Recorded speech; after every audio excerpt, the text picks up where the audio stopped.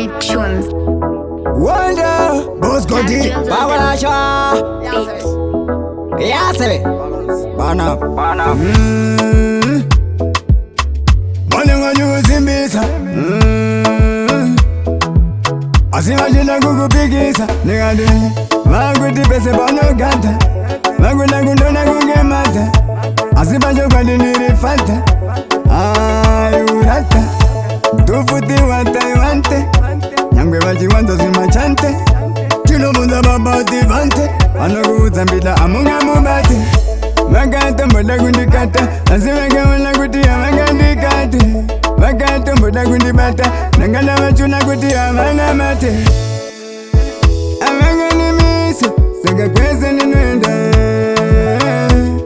Natenda nyadenga. Amanga ni misi. Natikweze ni nwenda.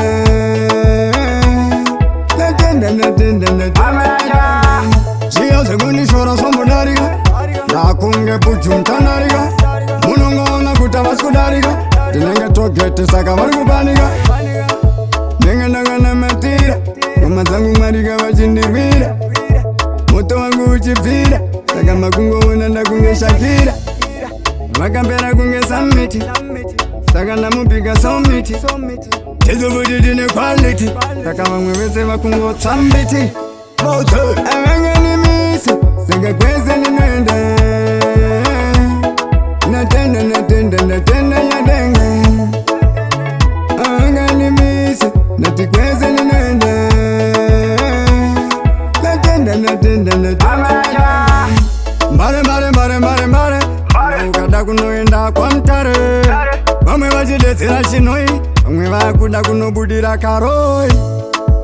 Kubula wayo masingo. Kwese nekwa mtoko. Ngona mbina chiuya gani. Kwese kumarondera. Ngoma zamu ndakavarongera. Kwese kumabuku. Andife ndakanzinda zomba huku. Kwese kwa nodan botaza. Toto uye koko ndofata. Onge bando futi ndonyata. Siya ikona kundinyuta ini. Dogaza ndakada. Ngoma bandakanda. Iko zino under Gundam style. Aka uchiona ya kunge pop style. Under Gundam style. Sound me tunes. Oh, the boss Gotti. Gundam style. Under Gundam style. Proper Gundam style. Repeat it. Yeah.